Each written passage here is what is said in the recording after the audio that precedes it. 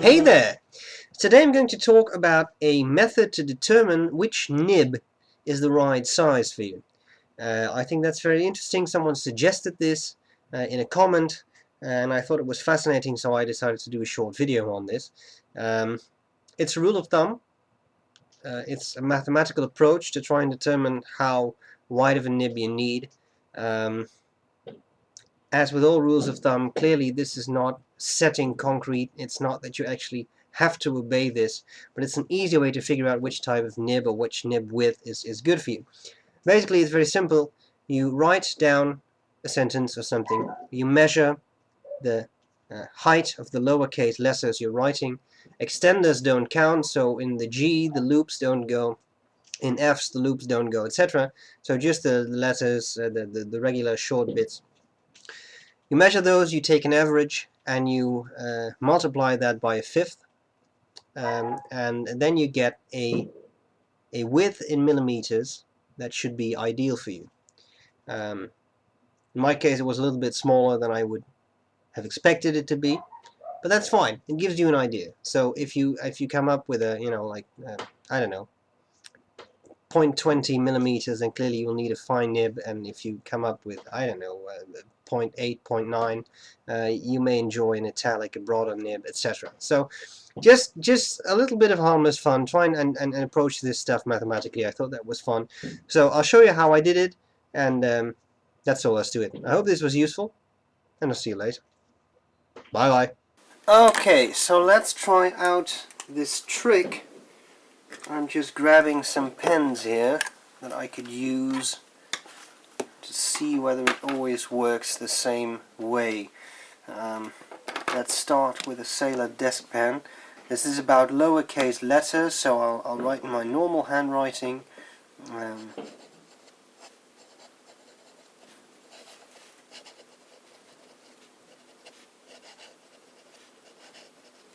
And if you're measuring this, then clearly the that should be enough. The letters with extenders don't actually count, right? I mean, that would be a bit odd. Okay, so that was a Sailor desk pen. Let's try something else. What have I got here? This is a cheap pen.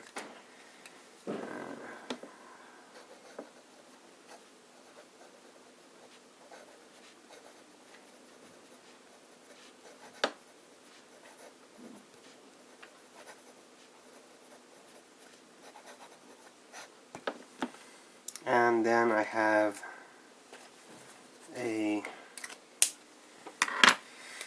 Noodler's pen with an Indian nib, actually, which I tuned, which is lovely smooth now.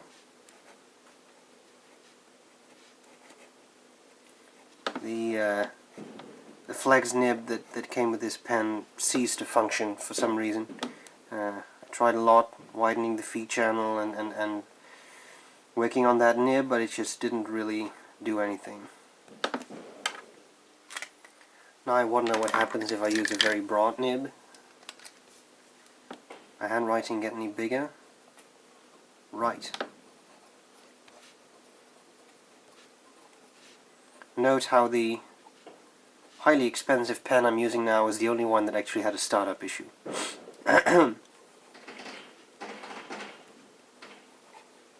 If you hear some weird loud bangs in the background, it is December 31st as I record this, and in my country it is legal to light fireworks from 10 o'clock in the morning onwards, and as it's 10:30 now, you can imagine hell is about to break loose.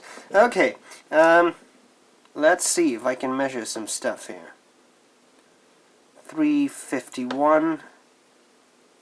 I hardly ever use calipers, so 255, and my handwriting is always a bit variable. 304. Should I write that down?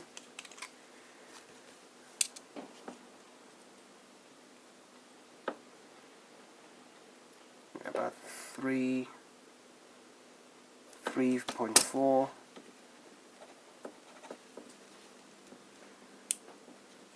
Then we have 245, and I hardly ever use calipers, so if this looks a little amateuristic, then you know why. 350. Or maybe another pen. What have we got? 3.9.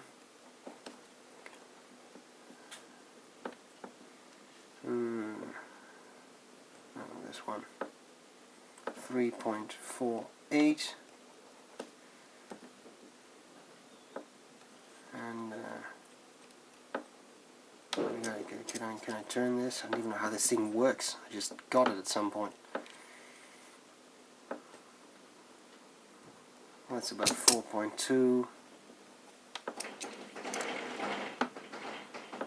Fireworks. 3.6. And the O. That's about 3.6. What about this M? That looks nice. That's about 3.4. What about my fat writing with the Pelican M1000 double broad? 3.68. Let's say it's 3.7. You should get a decent average from this. 3.6 roundabout.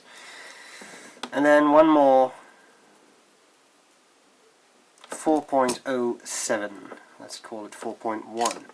Alright, off.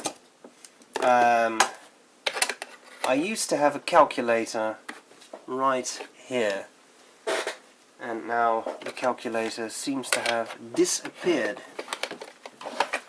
Why is that kind of stuff always gone when you need it?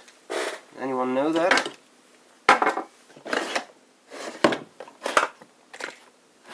Oh right. I'll use my phone. I'm just computing a quick average here.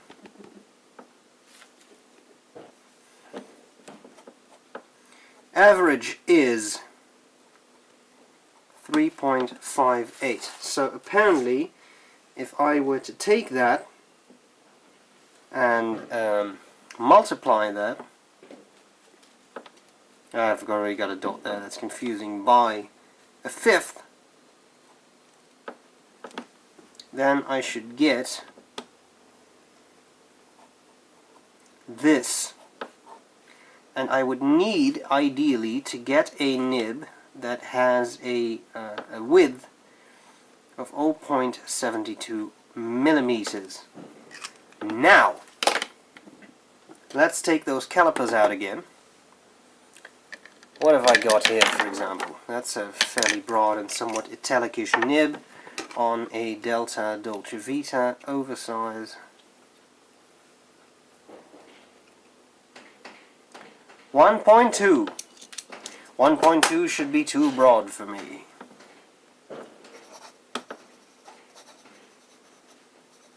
And yes, I like it so.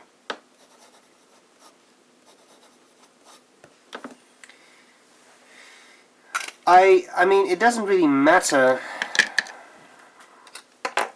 how this stuff turns out.